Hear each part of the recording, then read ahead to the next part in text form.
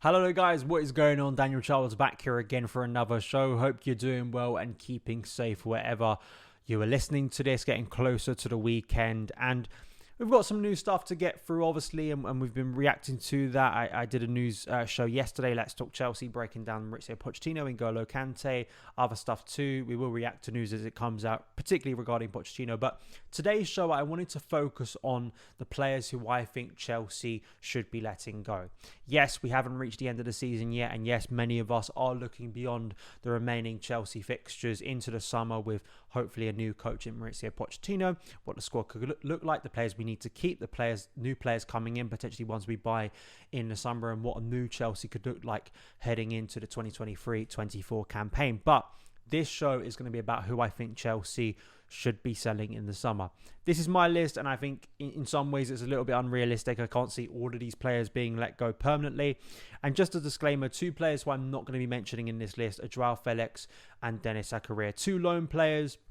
They're not permanent Chelsea players, and their futures, particularly on Zakaria, I mean, it'd be amazing if he stays at this point. But as well, Joao Felix, there's a lot up in the air with those two players. So I'm only speaking about permanent players, players that Chelsea have either recently bought, have been here for quite a while, who I think it's the right time for them to move on. If you'd like to see sort of the reverse of this, me making a list on players who I think Chelsea have to do everything to keep, please do hit that like button. If we get to 300 likes, I will make that show as well.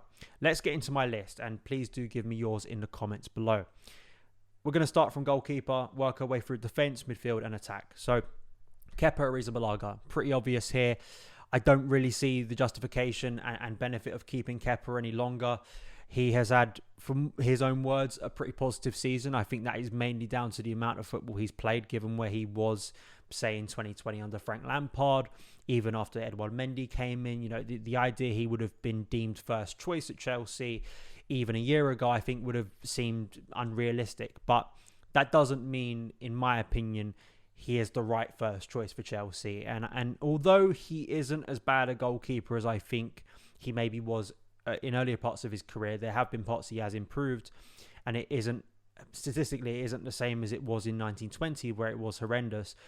There are still clear fragilities that we have seen exposed time and again that I just think are too great a weakness for Chelsea to have and to legitimise on a weekly basis and to kind of keep going. Key among those, quite obviously, is Kepra's inability from long-range shots. I think I've expressed this before in match reviews where Chelsea have conceded from long range, but you know, I don't think it's a coincidence that teams consistently score from that range against us. And maybe in some cases, I think in a lot of cases, teams are being encouraged to do so, maybe when they wouldn't if another goalkeeper was in there, if Edouard Mendy was in there. And I still find it a little bit baffling that Mendy hasn't come in to the team under Frank Lampard. I think that's been a mistake.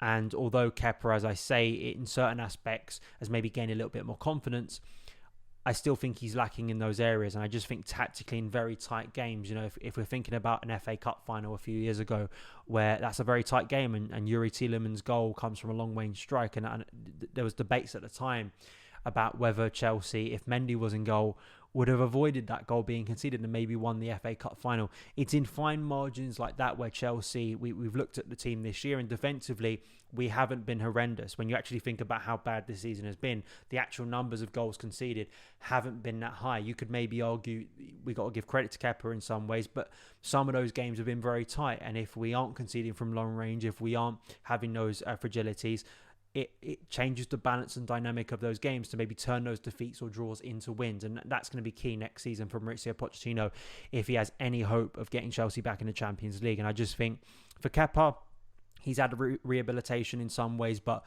I'm not really interested in using Chelsea as kind of a vehicle to revive players. It's about Chelsea finding good players, developing those, and proving over a long period of time that they are productive. And I just don't think Kepa has done enough. So that's why, for me, he has to move on. In defence, I think this guy should have gone last summer, and his legacy at Chelsea is clear. And, you know, I think he rightly is deemed a legend. I think he's done some incredible things for us and rightly goes with a lot of credit in the bank and a great reputation. But Cesar Aspilicueta's time has come. And I said this as much last summer. I find it a little bit baffling that we kept him on for another, it's a 2-year contract, but I think it's right time to cut ties now. I just don't think he offers the experience that is needed anymore. I don't think that's a justification. I think there are very limited uses for him in the team now. And again, it's just when you've got Malo Gusto coming in, when you want to see Reece James play a little bit more, when there are younger players like Trevor Chalobah who maybe at times could have played a little bit more. I just don't think Aspilicueta offers an inspiring vision for the team. And, this is a guy who's been at the club for over a decade. That is a long time in modern football. And it's not the case that he goes with any disrespect. He goes with his legacy tarnished. As I've already expressed, that's not the case. I don't see the justification for keeping him along anymore. And it's not the case that as a leader, as a presence, I don't think the evidence of this season has said that keeping him on has made that much a difference, in terms of keeping standards high. Aspilicueta, as I say, goes with a lot of credit. But what's the point in keeping him around any longer? For me, it's halting at times younger players who could be gaining those minutes, which I think is more credible and moves Chelsea in a positive direction. So, Dave, thanks for the memories, but obviously it's time to go. I'm going to move on to Koulibaly now. I think it's unlikely we sell him permanently, but I'd maybe like to see a loan back to Italy. It just hasn't worked out, and I think the fear of what we feared Thiago Silva would be. When you remember when we signed him, one of my fears was the pace of the game coming into the Premier League at such a late stage. And maybe we hoped that Koulibaly would offer something similar to Silva, but it's gone in the other direction. And he's just looked kind of wrecked with confidence. But I think a lot of low confidence that these players have been dealing with. A lot of players have, but particularly Koulibaly, who I just again think, with what Chelsea may want to do tactically next season, and you have a player in a back four that's looked exposed at times, has gone into areas where he's looked very uncomfortable, hasn't looked assured of himself. I thought that moment against Sims for the Everton equaliser a few weeks back was a real demonstration of how much he struggled. And I think for a player who has made his career in Serie A, I think has been a brilliant defender, but just has really struggled in what has been a chaotic environment, sure, but hasn't proven to be the experienced head that maybe Chelsea required when losing senior players like Antonio Rudiger last season. And that's a shame, but I don't see at his age it getting much better. I think that the inability to cope, it's not a case of bringing in a young player like Mykhailo Mudryk on the other scale, where a player that you hope is going to develop not only in their own career, but also get used to the league a lot more. Benoit Badiashile, look at how quickly he's adapted. And this is a young defender. Look how quickly Wesley Fofana has adapted to life at Chelsea. I just feel that Koulibaly isn't going to get much better. And if you're trading off keeping Koulibaly, meaning that the threat of Levi Colwill is being sold, I'm not taking that risk. So I want Levi Colwill back. If that means letting go of Koulibaly, I think that makes sense. Marc Cucurella, he has to be on this list, sadly, just because the performances have been so bad. And there also is a factor in here too that I bring up with Kalidou Koulibaly, of a lone player who I think is too good to pass up and risk letting go. And that is, of course, Ian Maatsen, who has had a really, really good season at Burnley, who I'm sure they'd be desperate to keep under Vincent Kompany heading into the Premier League next season. But I think it'd be really exciting to see Ian Maatsen back at Chelsea. And as well with Ben Chilwell's injury problems, I think it'd be quite important to have someone who could back up. And that's what we hoped Marc Cucurella would be. I just worry with Cucurella that so much has happened and his confidence has been hit so badly this season. And I think I've seen this with several players, right? And this is not to excuse bad performances, but I just feel the mood around a player is quite important. And I think maybe it is a point of no return. Now, I have seen in recent years players end seasons where I feel there's no way back for them, just in terms of the minds of supporters who doubt them, and they look at such a low moment. And they've proven that they can come back and impress and become a valuable member of the team. And given the amount that was invested in Marc Cucurella, maybe internally that's what they hope. Because selling him this summer, you're not going to get a big fee. There's been chatter of him maybe being used in some sort of swap deal with Joao Felix. I'm not quite sure that's the most beneficial deal for Atletico Madrid, but you never know. That could be a route out.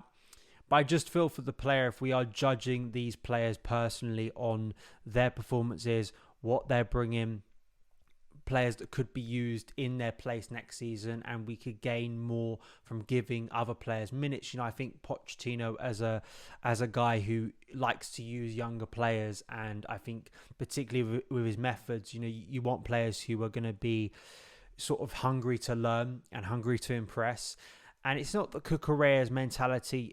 This was a guy who did some very good things at Brighton, and at the start of his Chelsea career had some good performances. It tailed off very quickly. There are probably a number of reasons for that. But is it going to get much better? And as people who've pointed out, who, coached themselves, look at him technically and say defensively, there are just some horrendous things that have been exposed at maybe a level where, and at a club that has been chaos this year.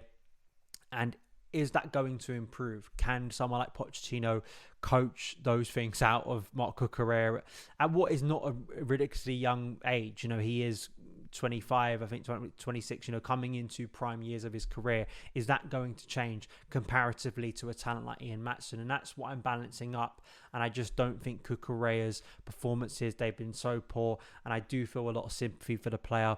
And I just don't think it's going to get much better, particularly if you're looking at sort of the balance of value of what we're going to be getting out of him.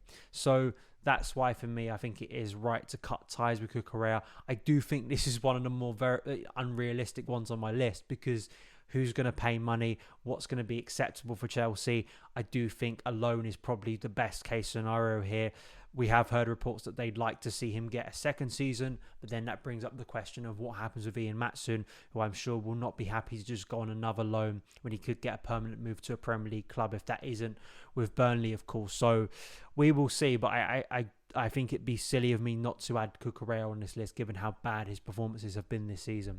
Going into midfield now, Mateo Kovacic. Mateo Kovacic is not a bad player. He's not someone that I think has been woeful for Chelsea. I think he's had a very challenging season, and I think some of his performances in recent weeks have been pretty bad. But he has been a valuable squad member. At times, he has been an integral part of certain Chelsea teams. I felt last season under Thomas Tuchel was probably his best season in a Chelsea shirt. We've gone through his limitations in terms of end product enough times now. But I feel if you have the ability to accrue a decent fee for him, which is what Chelsea need to do with the FFP clock ticking at the end of June, I think Kovacic will go somewhere, and Chelsea could get close to what they originally paid for him in 2019, which is actually pretty good business. Again, I'm asking a bit like Keppra here, what else are we going to get from Mateo Kovacic that we haven't already seen?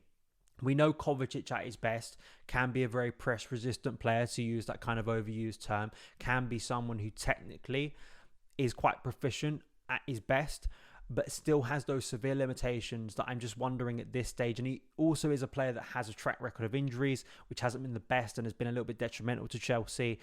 I also think off the ball, he has severe limitations, particularly if you're playing a two-man midfield.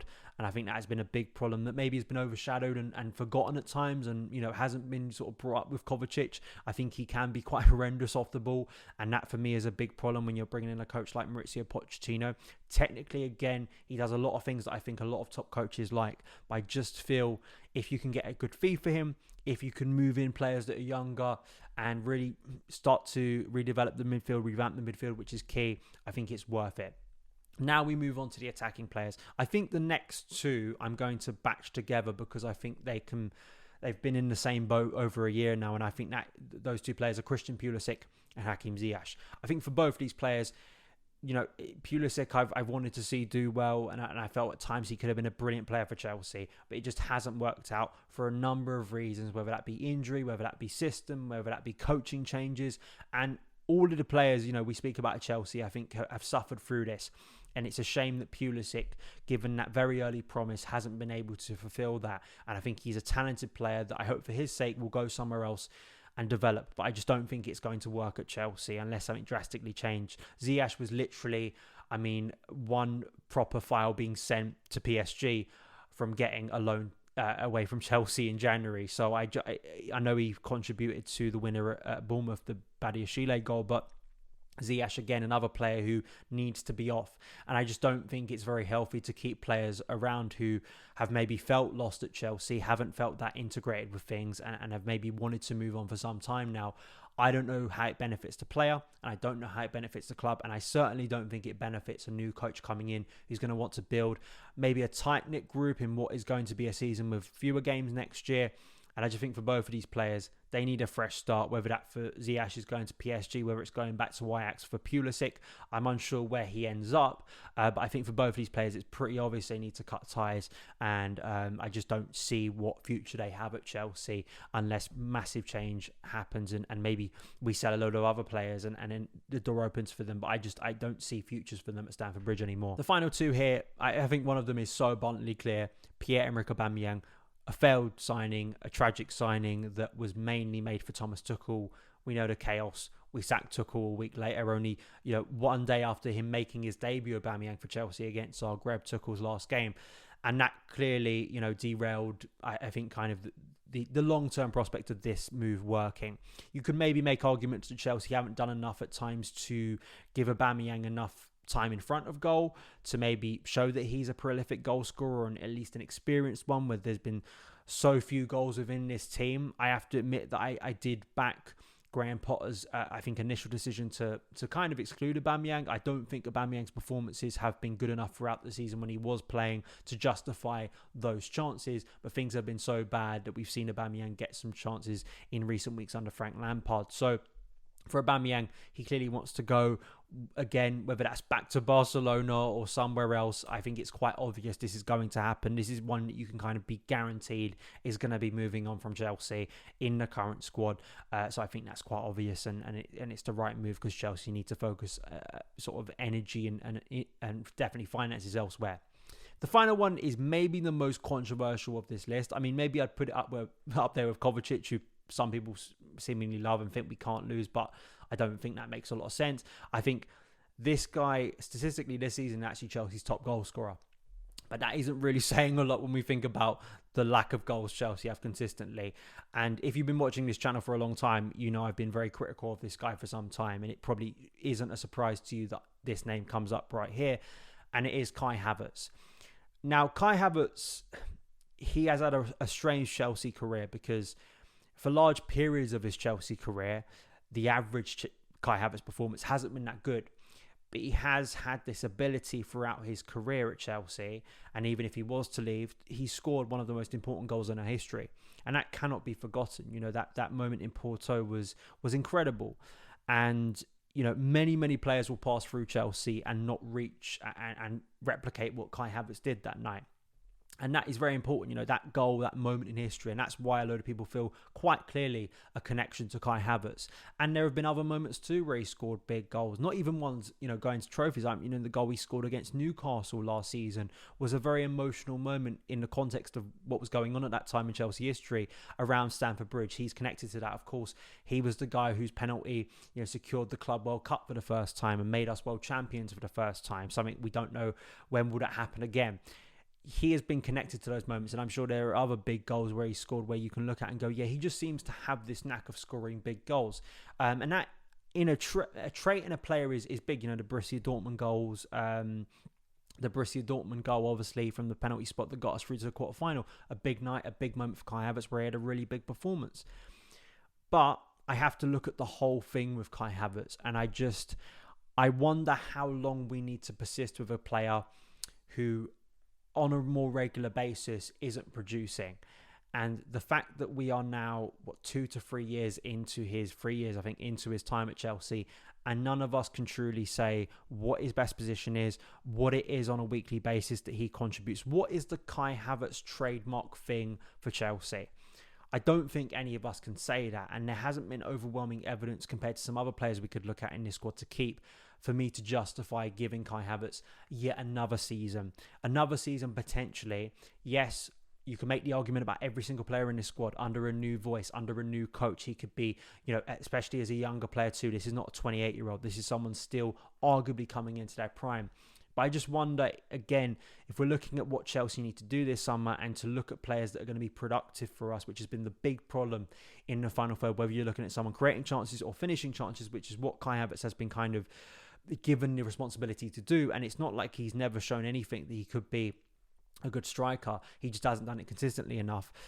I don't know how long the Kai Havertz project is worth persisting with. And I just feel that there would be clubs a bit like Kovacic and maybe some other players that Chelsea have available who could go elsewhere. It's not the case. I had this discussion with some non-Chelsea fans recently that, he could go to Liverpool, a much more stable environment and thrive. He could go to Man City, a much more stable environment and thrive. My argument isn't that these players that I'm letting go can't go elsewhere and thrive themselves and develop. It's just we have to talk about the players that we have right now and who is worth selling, who is not worth selling, who is worth building around, who has been built around for too long and maybe hasn't been giving us the end product that we need. And I think Kai Havertz falls into that category. And I feel that another season of just him kind of unsure where he should be, I don't think is very helpful in a summer where Chelsea desperately need clarity and desperately need a squad that looks a lot more valuable and looks like a squad that makes a lot more sense. And you're looking at players on a weekly basis and say that player is fulfilling his role, looks consistent. Sure, maybe isn't the best player in the world, but from the value from what we paid for him and the value of what he's giving on a weekly basis, can you honestly say Kai Havertz has brought that? I don't think you can, specifically this season, because there haven't been as many of those big Kai Havertz moments to really lean on, because Chelsea haven't been doing as well. So I think that's made it much harsher for Havertz. And I don't think, unlike last season, where he was able to lean like a few other attackers on Lukaku to kind of hide behind, Lukaku not being here this season, it's been very hard to hide for a load of players. And I don't think it shone Kai Havertz in the best light.